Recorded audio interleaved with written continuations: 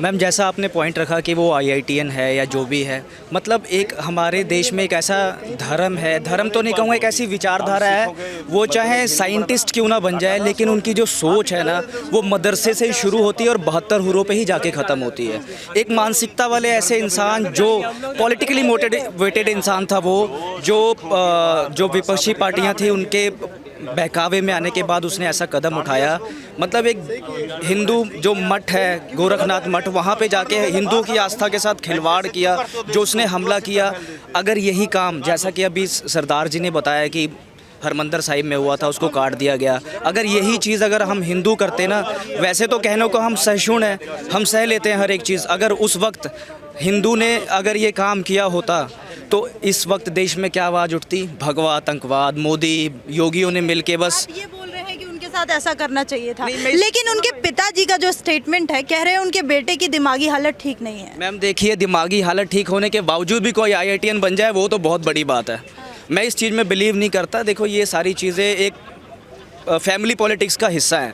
मतलब उसकी मानसिकता ठीक नहीं थी, दिमागी हालत ठीक नहीं थी, फिर भी वो आईआईटी ग्रेजुएट हो गया, बहुत अचंभे वाली बात है। उसको लेके एक अलग सा एंगल क्रिएट किया जा रहा है कि 2017 के बाद से वो मेंटली इल है, उनकी वाइफ उनको छोड़ के जा चुकी हैं, तो एक सहानुभूति बनाने की कोशिश की जा रही है कि एक आईआईटी ग्रेजुएट को पकड़ा है योगी सरकार ने। क्या किया था उसने? एक हथियार लेके मंदिर में ही तो गया था। मैम 2017 के बाद पता है उनकी मानसिक हालत क्यों बिगड़ी? क्योंकि बीजेपी सरकार आ गई थी, योगी जी की सरकार आ गई थी, और वो जिस विभाग से बिलोंग करते हैं ना, तो वो उन लोगों की मानसिकता थोड़ी सी बदली है, और वो चीज़ों को दबाए 2022 में दोबारा मेजोरिटी के साथ गवर्नमेंट आई, तो वो ब्लास्ट तो होना ही था ना।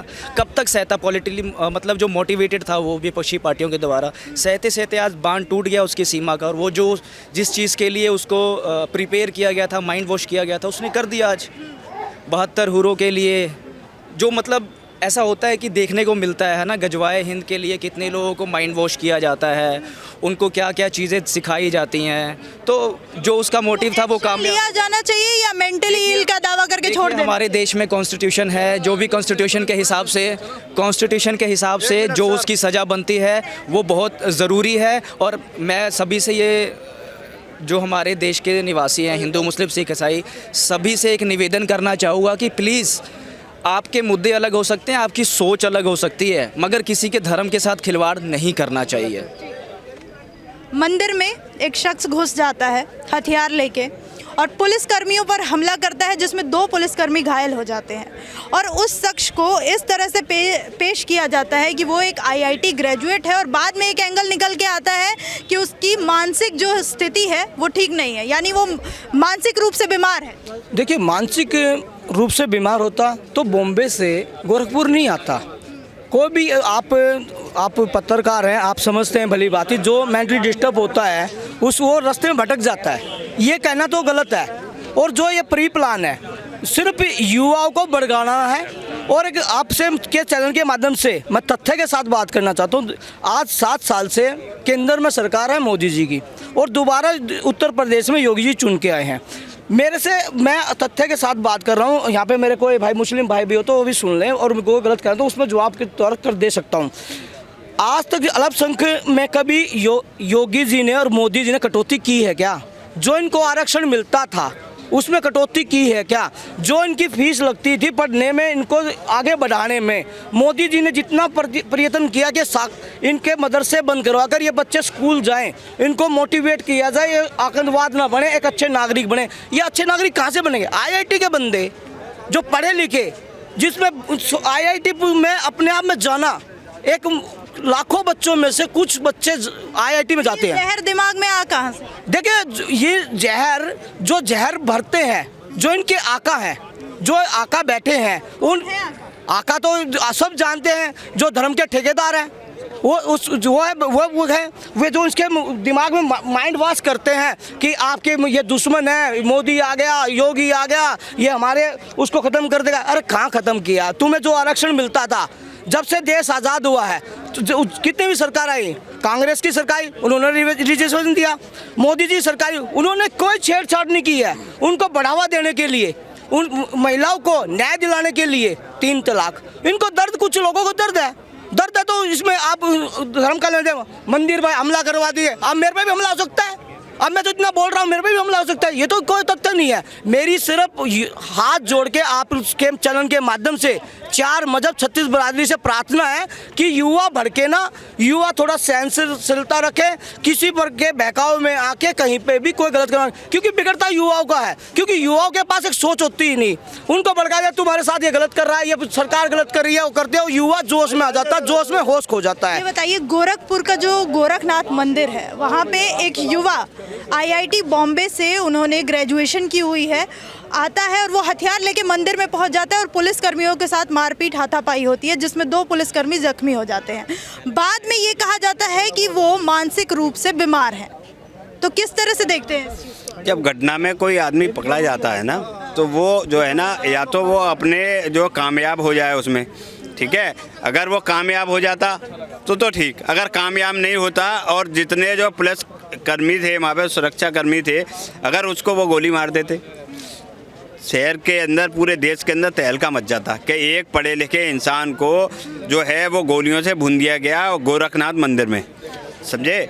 तो ये मैं आपको एक बात बता रहा हूँ मैडम, ये आप समझ लेना, लिखा इंसान प्लस ऊपर से मुस्लिम। हाँ, मुस्लिम तो ऐसा है ना, अब मैं आप समझ लो, जो जिहादी जो सोच होती है ना, एक सोच होती है बचपन से ही, जो है ना, एक सोच है कि क्या नाम है, हमें जो है अपनी कौम के लिए कुछ करना है।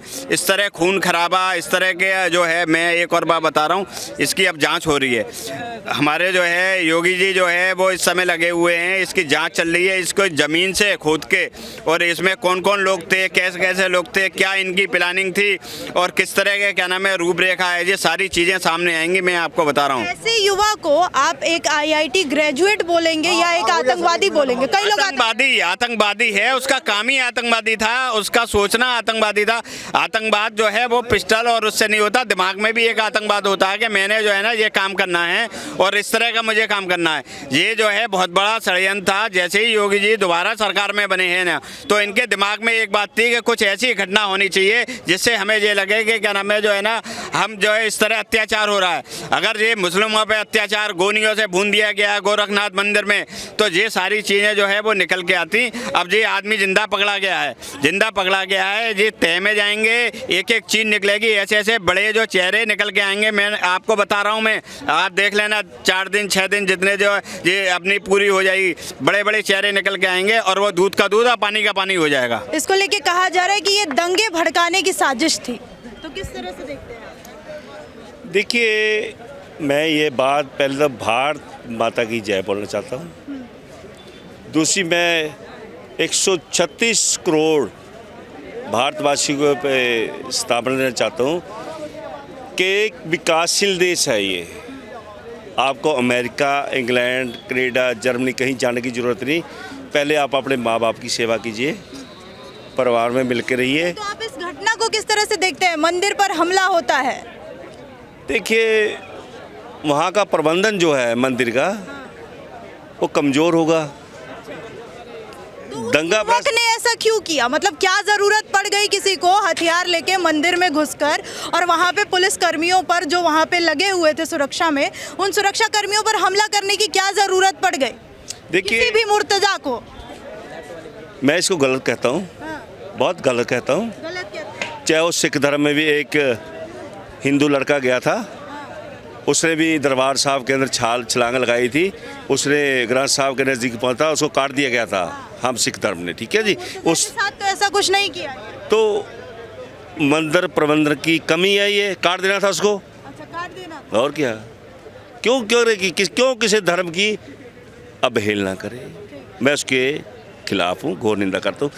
हम लोग चाहे हिंदू हो चाहे सिख हो, अगर ऐसा किया जाता तो आप ये नहीं मानते कि इसे हिंदू आतंकवाद का नाम दिया जाता, कि बीजेपी एक विचारधारा लेके चल रही है, भगवा आतंकवाद को प्रमोट कर रही है? देखिए, ये बीजेपी की अपनी कोई थ्योरी होगी, भगवान लेके जाएगी। अगर कोई किसी धर्म के खिलाफ, मैं भी उसकी धर्म की बहुत बड़ी। नमस्कार, मैं ये कहना चाहता हूँ, जो मुदरजा था वो आतंकवादी संगठन से जुड़ा होगा और इसको आतंकवादी घोषित किया जाए। और IIT ग्रेजुएट बताया जा रहा है पूरी मीडिया में।